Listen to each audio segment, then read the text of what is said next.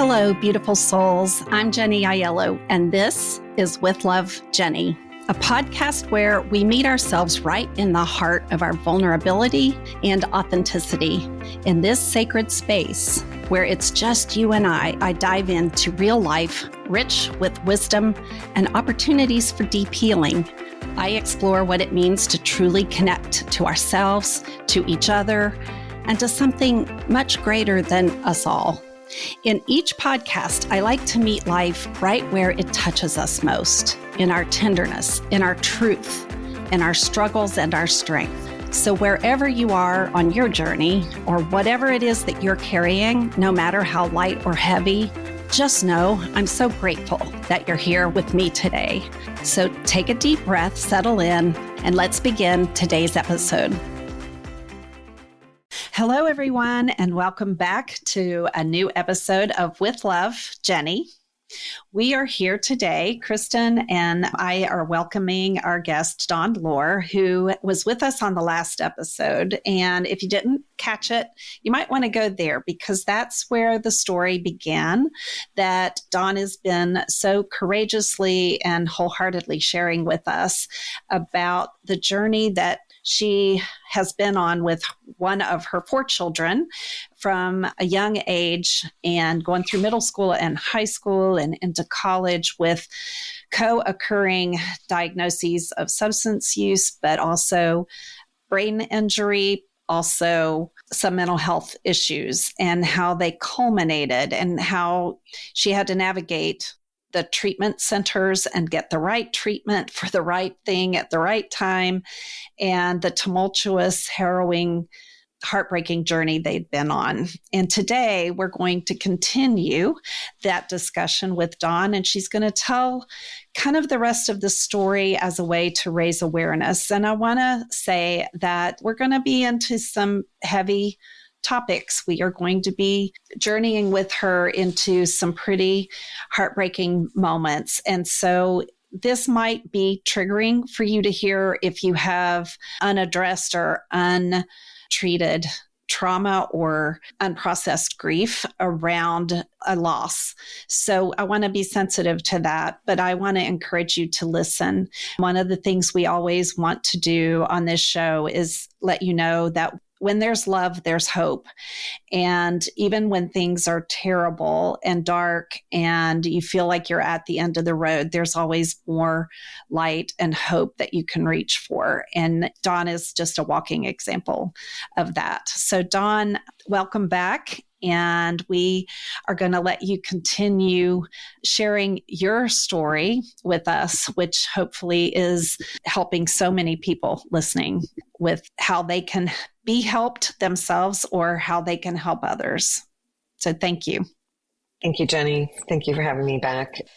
I think where we left off, John had gone out to California and kind of more on what I call one of his first, just adventures that were not, I didn't consider them safe. I didn't consider them planned out or anything, but I think he was trying to figure himself out, figure out what he wanted to do, and had support along the way. His aunt was quite helpful, helping him get places along the way and he wanted to go back to college. He obviously had to leave the university that he was at when he had his LSD overdose. It wasn't an overdose, but just too much. And he had to get treatment. And now he was trying to figure out what to do. Ended up in San Francisco, and his aunt helped him find a school out there where he could do information technology. And he was actually super, super smart kid, like off the chart smart. And he got in. He had a roommate, but the roommate really wasn't around that much. And I remember in November, I had seen him before that. He'd come back home and we got him out there. But I went out to visit in November and I took him all around this beautiful city. It was before COVID. And, he's like, I really haven't even seen much of the city. We even did a boat trip out under what I call the Great Big Red Giant. And it was just beautiful. Mm-hmm. But I could tell he was still struggling. And he said he had just started meeting a bunch of friends. And I knew he needed that kind of group. And these were good people. These were really great people. And he just started to kind of get into this, a groove. And he was doing well in school again as the new year started. And then, of course, we all know what happened in March. His school completely shut down. The city was like one of the worst hit with a lot of looting, and he had to come back. And I think that spiraled him back down. And so for another, several years, it was, let's make sure we have the right medication. And one of the things that we figured out is that the efficacy of being on the same type of medication for long periods of time, they don't tell you this either, that it starts to wear off and then you've got to figure out the next medication. And it was just a consistent, trying to help him, trying to keep him going to therapists. He did come and move and live with me for a while. I felt like he was doing better with that. Then he wanted to live out on his own. And so 2 summers ago, I was like, okay, let's do this. Let's get you a place on your own, because he was being more consistent. And I was like, okay, I think this can work. 6 months, he did really well. He actually adopted 2 beautiful white kittens, and Adrena and Kareen. I don't remember these names, but they were twin sisters. They came from a 4, and I guess the other 2 were boys, but he wanted the girls, and he was really good with them. And I felt like that was something that gave him, and his other buddies had now come back from college at this point. They had graduated, and he was going to tech school at a local school here. I just felt like things had kind of turned around. We went to see my oldest in Korea in January of 2023, and I got a frantic text message from his dad that he had this one interesting thing. He never really had trouble with the law. Like he never had any kind of, none of that. Just that he was back in the hospital again. He had, I don't know what he took at that point. I don't know, but it was something that kind of triggered more of a manic. He was kind of more in a manic place at this point. And I believe that's when, as he was coming out of that, the manic depression diagnosis came in. And so now we're moving into the spring. And remember, he was living on his own. I would go over there. Luckily, I had a key. And there would be times where he hadn't been home, and I would feed the kitties and make sure they were okay and clean up his apartment. And he would just be going on this, like he just started walking, and he would walk, 30 miles a day or more. And here in Charleston, in the heat of the summer, it moved into the summer, and he was walking everywhere. And I knew he was in a manic place, and I tried to get him help. And I finally got him into a center in September, because he had shared that he was having suicidal tendencies. And I'm like, you've got to go, and he agreed to go. But I think part of what he was doing, he wanted to go because he knew that he had background in his apartment and this and that, and he didn't want to be a burden to us anymore. And that he knew if he was in a center that they would basically, quote unquote, write it off, or not. I don't know if that's the right thing, but like he would be released of that. And he stayed in there for a little over a week, and I went to see him as many times as I could, and then he's like, I think I'm going to go live with Dad. And his dad had just moved to the mountains of Georgia. He built his own home out there. And we drove out together. Like he drove his car, and the kitties packed up, and everybody packed up. And I think it was the 3rd weekend of October. And he was with his dad about a month. And his dad, he's in tech as well, IT, but he started creating furniture. This is one of his dad's passions from a long time ago. And we went into the town to mail it off, like the small end table that he had created. And when he came back, I was actually out in Arizona on a retreat with the spiritual advisor that I was sharing with you. She had a retreat in Arizona, and we had our morning session. We were about to break for lunch, and I looked at my phone, and it's sometimes now the voice messages can come in as text. And I was reading bits of what Andy had been screaming into the phone, that John was gone. Andy had a double-decker porch off the back of the house, and he had hung himself. There's just no words to just feel the weight of that, and the end, the flood of emotions for me, knowing how desperate, and knowing and watching you through these years, just trying anything and everything to help him. And then, to just have that be the result is just such a, I just can't, that thankfully I have yet, and hope I don't experience what you have experienced, Dawn, because I know that I fought because you thought it was leading us to someplace better, like you would get through it. That's what keeps you going. And then to have that loss is such a devastation. I don't even think there's a word that exists that can describe what that must have been like for you, and to not be home or close. I had to fly back immediately. I think I did want to add one other thing, though. When he went to his dad's, I could see hope. Like he would have a different. Charleston's a great place to live, but if you've kind of been here and he's been wherever you are, where you're experiencing what you're going through, to have that break away and something different. I saw hope when I left him in October, and I talked to his dad quite frequently while I was there. I'm like, how's he doing? It wasn't like I'm just like, okay, here he is, and right. And he's like, he's doing great. He's helping me build the fence. They were working together in the yard. They were doing things. He said, kitties were doing well, all of these things. And it's just, there was a note. I read it once. I can't read it again. But one of the things he kept saying all along, he's like, when I'm 25, my brain will be different. And, because as young men, they say, anyone, when you start getting to 25, your brain starts to change. And I think he was holding on to that. And now he was 25 and a half and his brain wasn't different. I'm not saying that was the end all, but I know in his, I think he kept thinking there was going to be this miraculous shift or some kind of relief, and he never got it. Yeah. So I remember I was with my husband in Arizona. He's like, we got to go eat. I'm like, I don't want to eat. I sat in the hotel, and it was more like a B&B kind of place, but it was like a hotel conference place, but there was a playground out back. And I remember just staring at this empty playground and just feeling just lost. Yeah. And I remember having to call everybody. I asked my husband to call most people, but I did speak to each of my children. Of course, my oldest being in Korea, being just distraught that he couldn't come in. And I said, and that's when I made the decision. I was like, we'll have a service, probably, this is the end of November, probably next month, but you're coming in the spring, we'll do a celebration of life. And I think that just gave him that peace that he needed.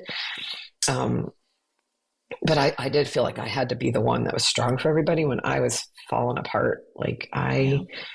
And I remember we went to dinner because I was like, I don't want to eat, but he took me to a fancy Italian restaurant. I'm like, why are we here? I don't understand what you're doing, but I love you for trying to feed me. And I remember going into the bathroom, and I remember looking in my eyes, and we had the same color eyes. My two younger ones have blue eyes. We have like that hazel. And I remember looking in the mirror, and it was like he was looking back at me. And I said, I can't really say the words, but I said something to him, and I said, I love you. And I know you're in a better place. Yeah. Yeah. That's a courageous and sort of selfless response to be able to say, those words. And I know you're in a better place, which we talked about this last episode, that your faith strengthens through stuff like this. And it's when it's real, like you have to believe that and know that for him. People can say, things that can be so insensitive, which we'd also talked about in the last episode. But when it comes to helping someone who's grieving from a loss from suicide, I shared with Dawn, but I had a brother that took his life very young. I mean, a father, he was an adult, but he was still my brother. And I just didn't see that coming. I didn't have any idea there was something going on. And it wasn't until afterward that I kind of heard that he had been struggling too. But again, why are we not talking about it? Why don't we know more? What is there to do to help people with this? But I had a different, as a brother, a sibling, I realized that, a suicide death is different, and the grief is different, and the response, people don't know really what to say. And those are those moments, those tender moments of your husband saying, let me feed you Italian food. And you're kind of like, it's, I don't know what's the right thing. I don't think nothing feels normal. And I remember that feeling. I was driving my kids when we came back from his service. I was driving my kids to school, and I was watching all the people around me, and they're rushing to work. And I remembered them like, you're just out there driving around having a normal day. And my whole world has changed. My whole world's upside down. And I don't understand how the rest of the world just goes on. I know in my head that's what happens, but in my energy was so lost for a while. And so what was that like for you to have to be strong, but also did you feel some relief for him that struggle was over? I felt it like within a week or two. When it was happening, no. When it happened, and like I said, I got the message there, and I did then listen to the voicemail. I hit the floor. Like I just couldn't even. I think I didn't move for half an hour. I was sobbing, and she was so gracious. Like she, helped me get to a safe place. There was a big house that we were in, and just really just took care. And she had lost a son too, so it was something that I think she was able to understand as a mom. But that, let me think. I felt very supported by my husband. I didn't mean to say like the way he did that, no, but that was just, we didn't have anything to eat. I didn't want anything in. Like, it was just kind of one of those funny things. But I was like, what I needed to do for me was I immediately went to my other kids. Like, it wasn't like I was taking care of me.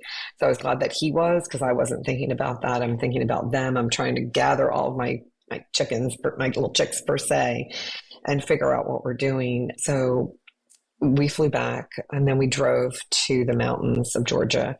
I had to decide whether or not I was going to see him. And there was this young girl who was in the what do you call it? I can't even think of the word. The house. What do you call it when you go to where they take the morgue? Well, it was strange. It was connected. So the morgue, such a small town.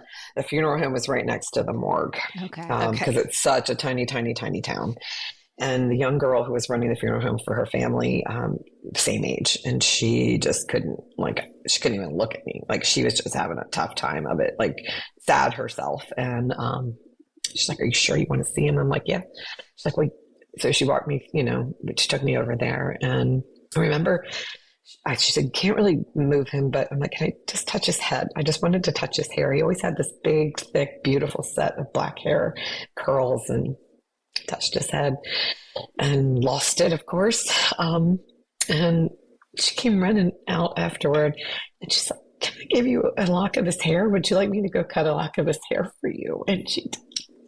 And I think in that moment, I realized that he was obviously not here in the physical anymore, but just to have that one last connection was really beautiful. I actually am also wearing this little silver, but his ashes are in here too. So we did decide to scatter his ashes, which we did save for the celebration of life.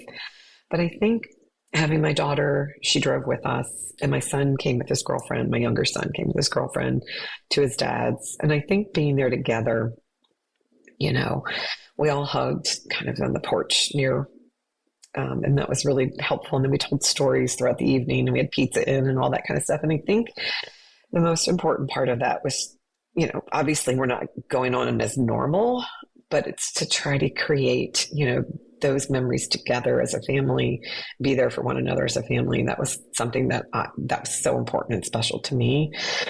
And like you said, Jenny, you shared kind of in between, we were talking, I couldn't be out in public after that. Like I am going nowhere. I remember December, I was like a hermit. Like, I was in the house. I luckily had off from work, and I didn't go anywhere other than to the service that we had mid-December.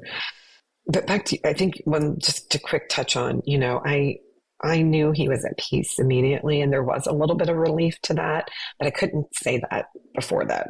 I couldn't give myself the words to say that or even feel it or think it. One of the most beautiful gifts that he's given to us, and I don't know what other people's beliefs are or what they think, but he immediately started sending songs, and like songs that but like it could be the band Yes, and like how many songs do you know by Yes? Like you know a couple, but it's not like something you're listening to. But when you broke out the song, you looked at the lyrics, we were like blown away. And it was song after song after song after song after song, and he still sends them. Andy just sent me one now, and it is by Yes. I didn't even look at that. I didn't even open it. Oh my gosh! and it says it can happen, and it just says, it says it's a constant fight, a constant fight. You're pushing the needle to the red, black and white. Who knows who's right? No substitute. You're born. You're dead. Fly by night. Created out of fantasy. Our destination's call. Look up. Down, look around. There's a crazy world outside. Wow. But some of them, it's a lot. So I think I don't want people to I think that you can't help your loved one that's suffering. I want them to continue to try. I mean, I would be still trying forever and ever and ever. Don't give up.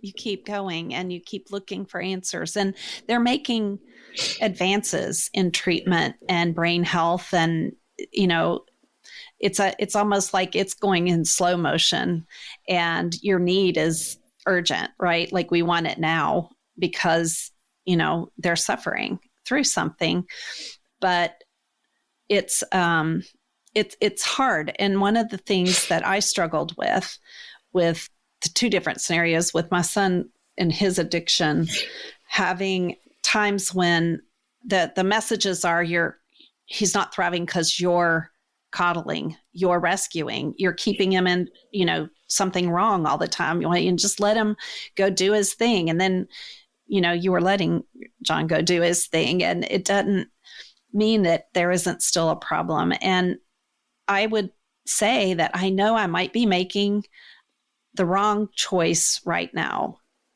in how I'm handling this. But sometimes I also knew I lived every day wondering if something happened today, will I have regret? And it's hard to not. You can look back and see, I should have done this, or I could have done that. Or if there's just that one different choice we would have made, maybe it would have made a difference, especially with him being and at his father's house. He probably had those a lot if I had just not left the house that day. And those are kind of thoughts to me that you have to work so hard to push away, because they serve nothing. They change nothing, but they're there. And if you look at it and say, I don't have regrets, it's your path of healing at that point, because you have to accept it. I know in the case of substance use, they teach us the 3 C's, that you can't control it, you didn't cause it, and there is no cure, only treatment. And it was really hard for me because I spent so much time thinking I was the cause. And I know that, I wasn't perfect, and certainly I contributed, but I wasn't the root source of the cause of it.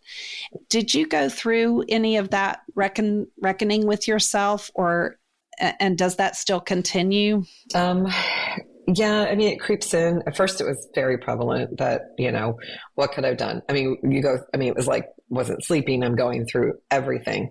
Well, if we had done this, if we didn't do the EFT treatments, if we, all of it. It's like, if we didn't do any of that, or if we went this way, or if we hadn't let him go there, or and we both said, should we have taken him to, his dad's at the very end? All of it. It was consistent. It just kept going and going and going until I woke up one morning. And again, it does still creep in. I'm not saying it has completely gone away, but woke up one morning and said, Mom, there's nothing to forgive. I kept saying I needed to be forgiven for it, or it's like, Mom, there's nothing to forgive. In your time with John told you that. Yeah. One of the most beautiful things is I can sense him. I can feel him. And I know people probably think I'm completely crazy, but I remember on Christmas, and my daughter was standing there on Christmas Day. That was going to be the hardest day for me. I knew it, or one of the hardest days, not the only. But I was like, how am I going to do this? And I remember washing the lasagna pan, and I remember setting it there on the side, and I remember just kind of staring at the sink. Like, it's like I had one of those moments where I'm like, I can't move, but I'm just going to sit here. And there was this bubble, like from the soap, and it just stood there. And if I say it was there a minute, it was there. It was 5 minutes, and I didn't move. And she's looking at me. She's like, "Why are you looking?" And she's like, "Has that bubble not popped yet?" I go, "Nope." So it has been sitting here, and I just felt this peace, and I felt his presence. And that was kind of when I first talked to him. I'm like, "You're here, aren't you?" Mm.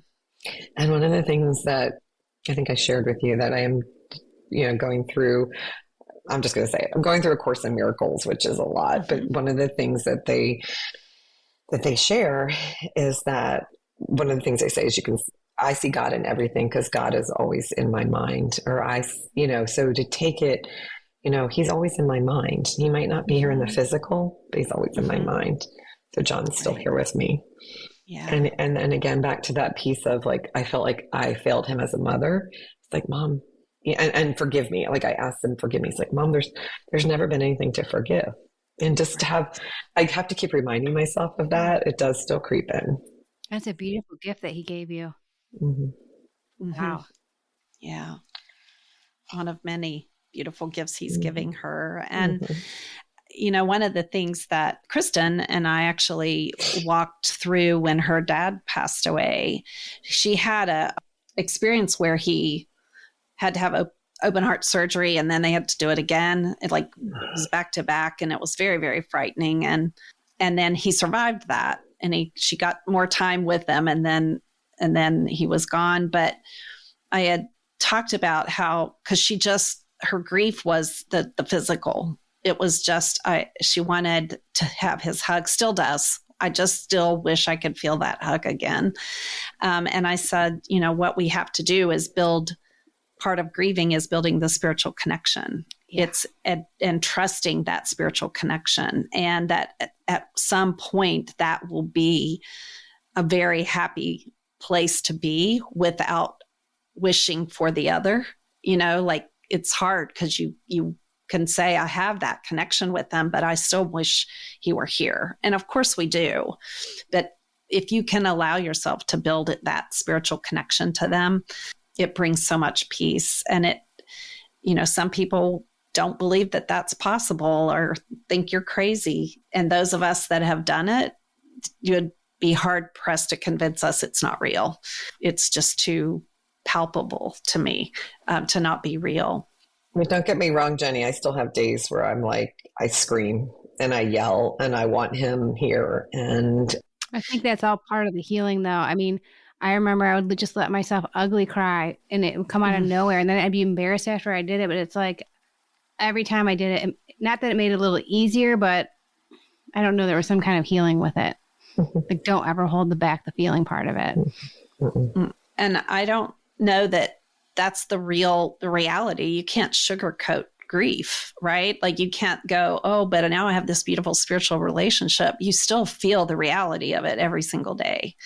And it's hard and it's heavy. And when it's a child, I just think that it's not the natural order of things. It's not supposed to be that way. And yet, it happens for all kinds of different, there's different stories that I have of people for different reasons have lost their children. But, this particular one is coupled with so much awareness, which is why you want his story to be told. And, to celebrate the parts of him that, like you said, he was super smart, is outgoing, is athletic. He wasn't just a troubled soul on earth, and he was, friends but struggle. And that the mental health aspect, the substance use that often is used to try to get their brain in balance. And that's what, when we had John in program to get evaluated and understand what was happening and get the medication correct. And what we understood, what the psychiatrist said was, you're really good at knowing what drug you wanted to take to treat what you have, because it's actually addressing the brain disorder. But you can't use illicit drugs and self-medicate when it's turned into an addiction, especially. So that was, it was very interesting because they gravitate to their drug of choice is actually the one that makes them feel better in their brain. And when they talk about the high, it's actually our norm. It's like, I can actually think and focus and feel good. Feel good hormones are being released. It's all working, and that's a high for them. It's not like, I know some people think, oh, he just wants to get high, and that's the fun of it. But for most of them, their high is baseline. They're just trying to get back to normal. Yep. And that's it's tragic with the perception out there and the judgment of it. One of the things that you brought up, and I don't remember, it was just now or in our last episode, but that your son basically ended up in hospitals through the whole needing to get into treatment and hospitalizations, and that somehow he managed to avoid the legal system. And for people that we're talking about the suicide specific, but for people that have the children struggling with dual diagnoses, one of the things I want to raise awareness about is that sometimes when your child if he's being taken in for substance abuse disorder, when they are using certain medications or drugs, not medications, when they're actively using, they're often misdiagnosed with mental health disorders because they mimic them, and they can trigger manic episodes. They can trigger other things. So when they get sober, and that's what they have to do, is get them off these substances, get their brain in balance, they can then see what it is they're dealing with. And sometimes it is there's like they were trying to treat what wasn't working. But sometimes what gets diagnosed is because they're using drugs and there's not an underlying dual diagnosis. Right. It's a very, very confusing and difficult. And even within the treatment community, there are difference of opinions and awarenesses. So it's almost an impossible thing to navigate when you're navigating it for someone else, especially. And, if you add in the legal ramifications, if they get in trouble for possession, or if they go on a crazy trip from some drug that they used and they break into a car or they get in trouble, that legal system is even a whole nother beast of understanding how to navigate that. And so when you're navigating treatment programs and the legal will say he's released but has to be in treatment. And then the treatment says you can be here, but you can't take the medicine to balance your brain. And so it gets very, very overwhelming. But you have to be the one to advocate, and you have to do your due diligence. You've got to turn over every stone that you can. You'll try anything to get them help and get them through it. And if you can find support, find it and put boundaries up, because the world's full of advice from people who don't know and other people who say this worked, and you're so ready to grasp onto anything, you'll try anything. And you've got to weigh the risks and the financial investment that it takes. It's a heavy, heavy burden that we carry. But going back to that day, that call, you gathered with your children. The other thing I want to highlight that you shared is the coming together of your family and being with them and telling the stories. that is the most healing balm that I could think of in my experience of grief, is that you get to hear the good things, and you get to remember, you're in such a state of worry and fear for them. And in between all that, you still have great conversations and great memories, and the importance of coming together as a family, and being together as a family, and sharing those stories and honoring his journey. It's a really important time for families. And so often families can't do that. It seems like an obvious thing, but so often families just can't spend that time together in that space. And I have some personal experience with that too. And I know the emptiness that leaves. I know the vacancy. And for Chris, your oldest, who couldn't be there, how he must have felt so far from home, and yet enough removed that it didn't feel real until he came home. Mm-hmm. And so you talked about having his service within the first month or so. I mean, it was during holidays, and that makes those even harder. And then this spring, you did a celebration of his life. Can you tell us about, one, what you did, and two, how that felt for you? Was it, did you have time to heal a little bit before that in order to be more present to it? Because sometimes we're in so much shock that the service itself we don't can hardly remember it, at the very beginning of the grief.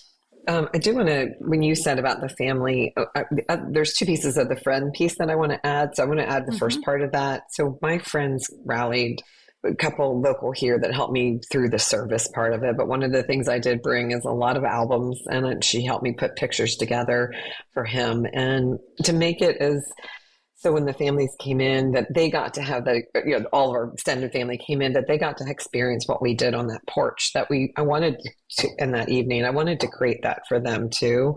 And for me to start my healing process.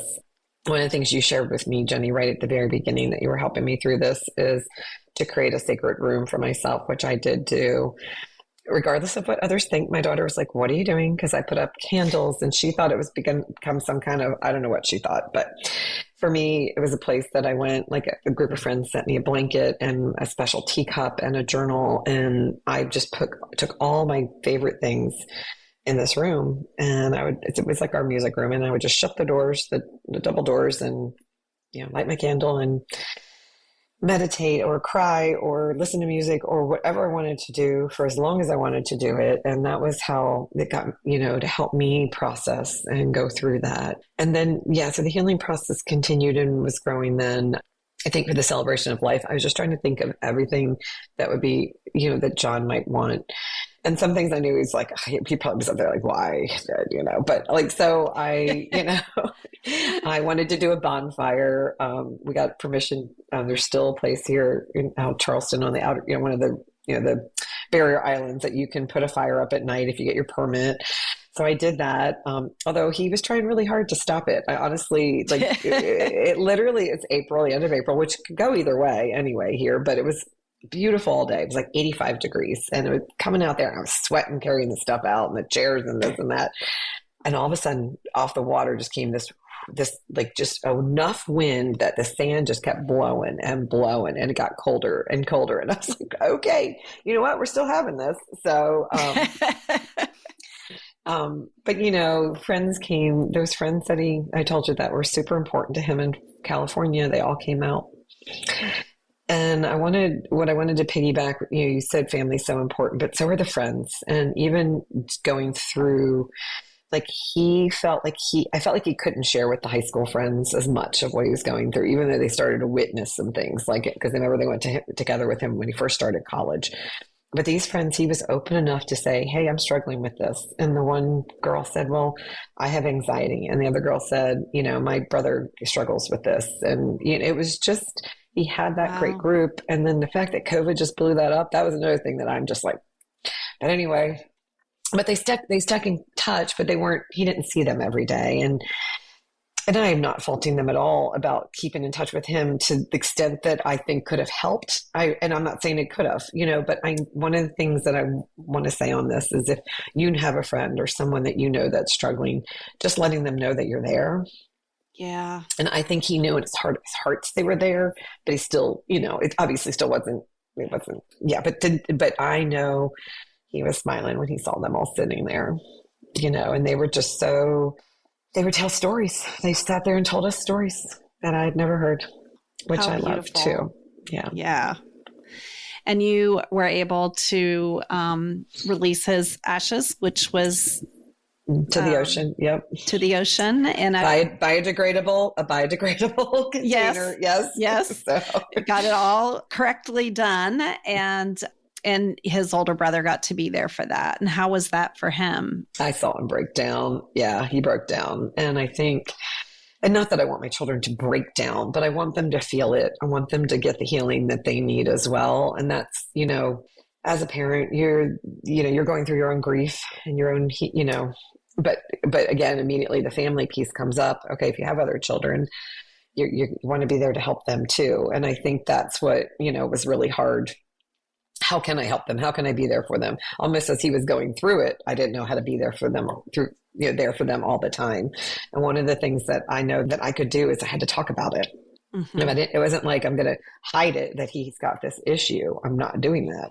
And I talked about it, and we're going to talk about that he's gone. I mean, sometimes I can tell my youngest doesn't want to talk about it, but we're going to talk about it. I'm going to say how you're feeling. And it's not to be annoying, but I want him to know that it's okay to talk about it and his feelings about it. Right. Because it's so easy.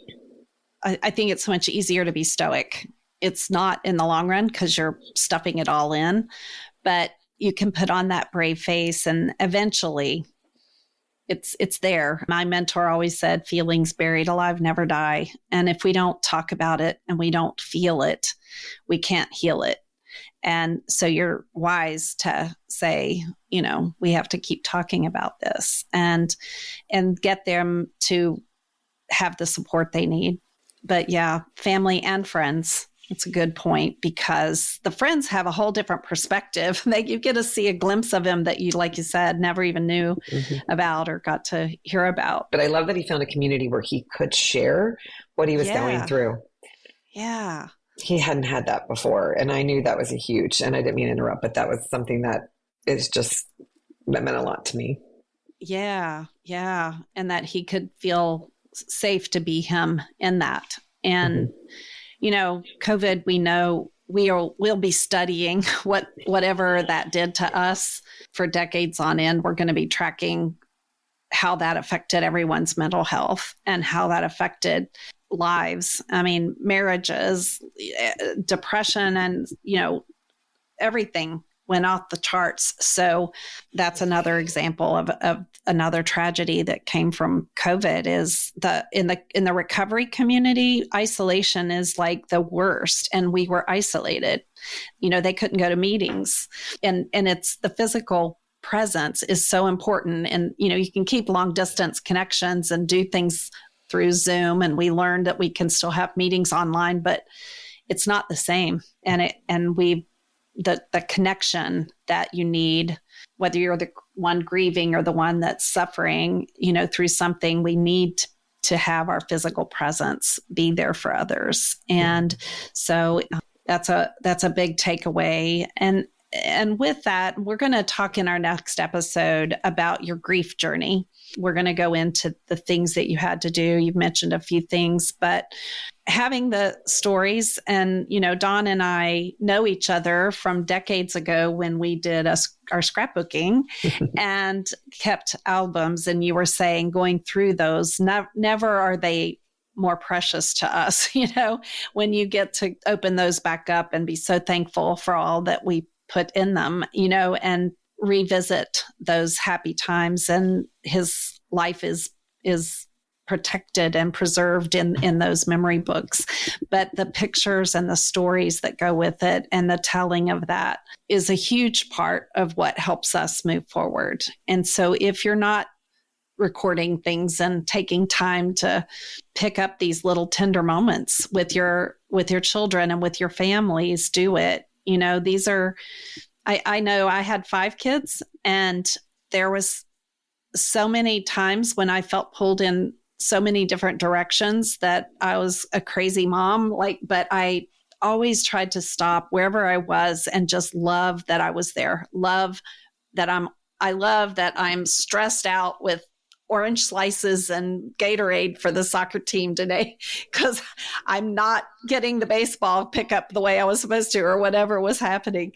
And just knowing that those days, even when they were stressful, are so full of joy because you get to do this, and those are the things that will bring you a lot of joy and comfort down the road in times when you need it and times when you least expect it, for different reasons, that you just miss somebody, they're still here, but maybe you aren't in touch. And it's like, those are the things that can bring some moments of joy in the midst of horrific grief.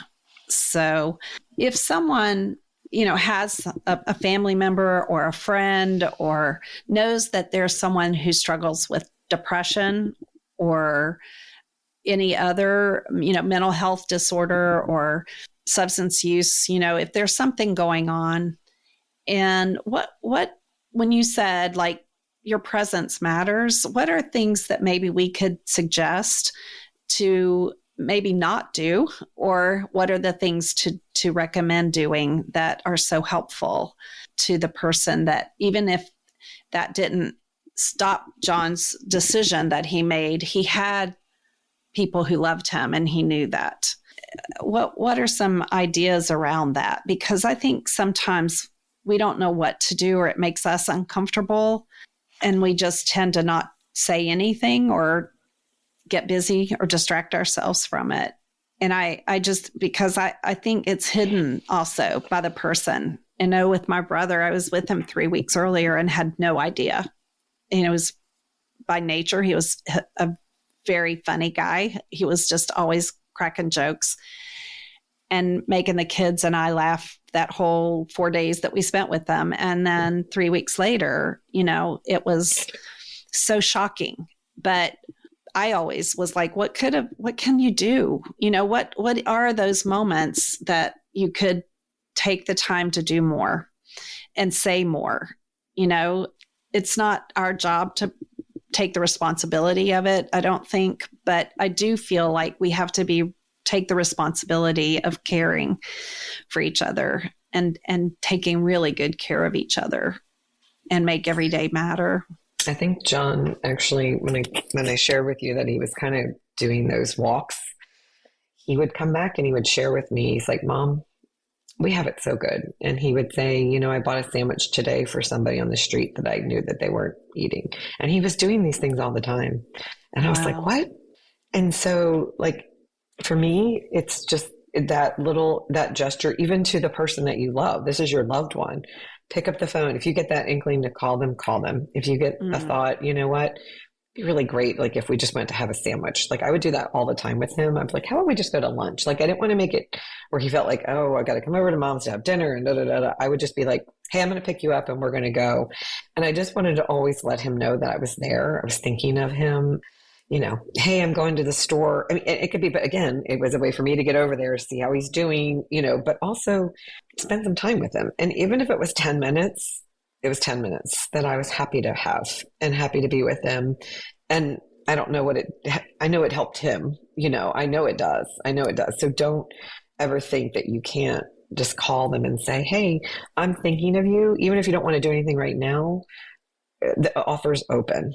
If you want to go to the movie, I know you want to see that movie. I'd love to take you to that movie, or let's just go grab a bite to eat, or let's just go grab ice cream. It just, whatever, just consistently reach out and consistently be there.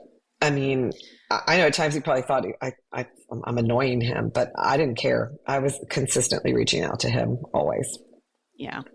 It was a delicate balance of not being a hovercraft, where they feel like you're just waiting for them to mess up or something bad to happen, but truly just, no, I'm here and I I care and I love you and I love spending time with you. Mm-hmm. And I think that goes a long way. Another thing I want to mention to people who know someone might be struggling with thoughts of suicide, or they themselves might, is that they have the suicide hotline is 988. And it's also a hotline for substance use if you need support in that. So just 988 will get you to someone on the other end, and just take that step and please take care of yourself. And if you are thinking those things, and I want to also, we talked about John and Dawn's journey through the mental health aspect and the substance use aspect and all the co-concurrence of those disorders. But for parents right now, I'm thankful that my kids are raised in this arena, but I also know you have to monitor social media use. You have to look at what they're looking at. We have a dear friend who had a close friend whose daughter took her life, and it was influenced through social media challenges. And it's like you don't know what they have access to with their phone. And there are parental apps, and don't be afraid to use them, because young children, middle school and high school kids that have everything going for them, and nobody saw the warning signs until you go looking at why did this happen, and then you see it. So, do your due diligence as a parent, and don't be afraid of making them upset with you, because it's out there. Between the drugs and the social media influence, you've got to be on top of it. And it's not easy. And my hat's off to all the moms still out there momming, because that's hard enough on a good day. And with these other things in the way that they're out there, I think we have a whole new generation of challenges that we have to be aware of. So, Kristen, do you have any final thoughts before we close out today's episode? No, not really. I heard something, I think it was on the radio, they were talking about suicide in high school and how high the rates are, especially among females. It is. Which is really interesting. There's statistics out there. There's a lot of them, but the suicidal thoughts and behaviors, 1 in 20 U.S. adults, which is 13 million, had serious suicidal thoughts in the past year. The statistics are mind-blowing, and, not all of them lead to their ending, but the attempt is traumatic no matter what. And then to have it be a successful attempt is just tragedy. It's a tragedy. I wish reaching out for help didn't have such a stigma, like something's so wrong with you and you're going to be so embarrassed if you reached out for help, because a lot of people have weird thoughts in their head. And it's like, once you get them out, sometimes just speaking them out loud is like, oh, okay. Like, I don't know, especially as a teenager with all your hormones all over the place. A lot of stuff going on there. I wrote about it in my book, Jenny. I wrote about from he doesn't want to talk to us. I'm doing it from John's perspective. Doesn't want to reach out to his friends because they're not going to like him I wrote all about all of that. Wow. Because I feel it's so important what you just brought up, Kristen. They don't want to, they're not going to reach out because they'd much rather, even the embarrassment is just a whole other, yeah. Right. And the more you hold it in, the more you ruminate on these thoughts, it just gets worse. So it's, as much as taking that first step to reach out is scary as hell, it is so worth it. And the stigma, it's still considered like something's wrong with you instead of you need help. Let's get it, right? Like, we need to approach it. Everybody actually needs help at some point. We all have a place, we don't like vulnerability. And so saying that is really difficult, but normalizing good mental health treatment. But we have to do a lot more to advocate for our mental health treatment centers and facilities.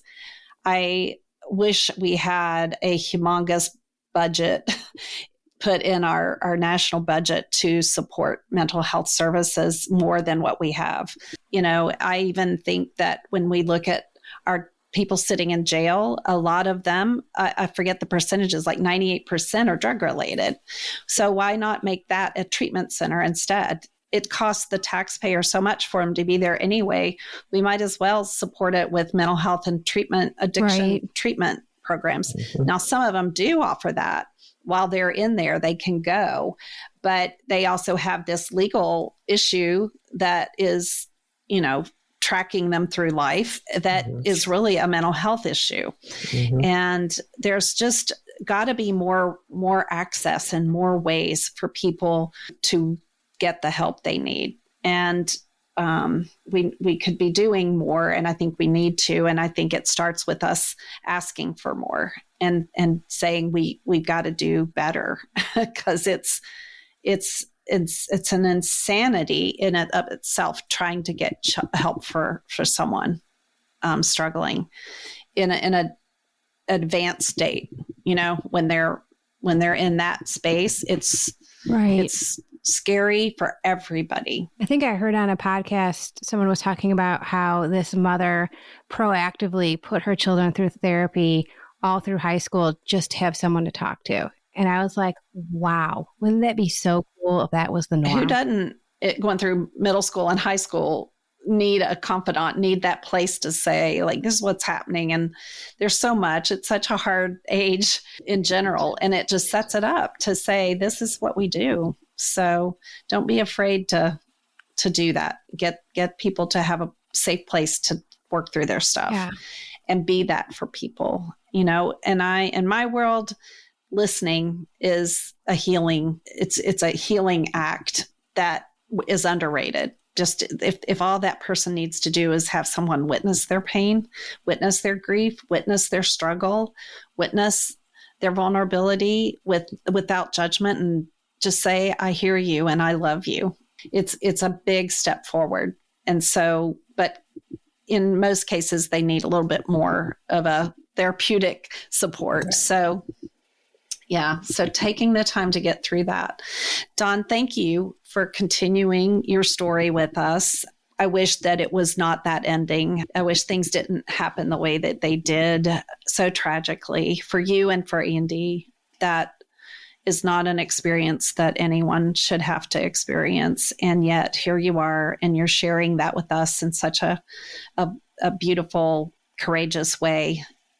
And your heart is broken, yet wanting to give back and help someone. And to tell John's story in a way that does that is his, a way to honor his journey. So thank you. When your book is out, we will be promoting it. And our next episode, Dawn is willing to do 3 whole episodes on this, but we're going to be talking about grief and how we heal, and how all the different stages that come with grief, and how they don't come in any order, and how you think you're doing good one day and maybe you're not the next. And it doesn't matter if it's how it happened, and it really doesn't matter who it happened to. If you are going through grief, you're going to be experiencing your own unique journey through it. And we're going to just talk about what that might look like in our next episode. So I hope that you will join us. And for now, just please go take care of yourself. And if you or someone you know is struggling, please reach out for help and reach out to them if it's not you, and let people know they matter every single day that you can. And reach out with love. Take care. Thank you so much for being here with me today. I hope you found a spark of wisdom to carry with you, and maybe even a deeper invitation to heal and grow and transform through your own beautiful story. Or maybe this episode made you think of someone who could use encouragement. And if so, I hope you will share it with them. If you'd like to learn more about working with me or attending one of my healing retreats, coaching programs, and other offerings, you can visit my website at jennyaiello.com or email me directly at jenny@jaiello.com. You'll find all the links in the show notes. If today's episode touched you, it would mean the world if you would leave a review or share it with someone who might need it, or just reach out and let me know how it landed for you. I'd love to hear from you. I'm building something special here. Real stories, real life, real connection. One episode, one heart, and one story at a time. As always, with love. Oh, And this is the legal message, but mostly a message from my heart. And I just need to share this with you right now. Please know this podcast is offered solely for educational and entertainment purposes. If you find yourself triggered due to anything that was shared in this podcast, please seek professional help. This podcast is not intended to be a substitute for mental health services. While I am a professional life coach, I am not a psychotherapist, nor am I a mental health clinician. So if you are struggling emotionally, please seek help because you matter, you are important, and most of all, you are worthy of doing this work, the work that leads you to a better and healthier place. Okay? All right. Thank you. And please always make enough time to take care of yourself and do so with love.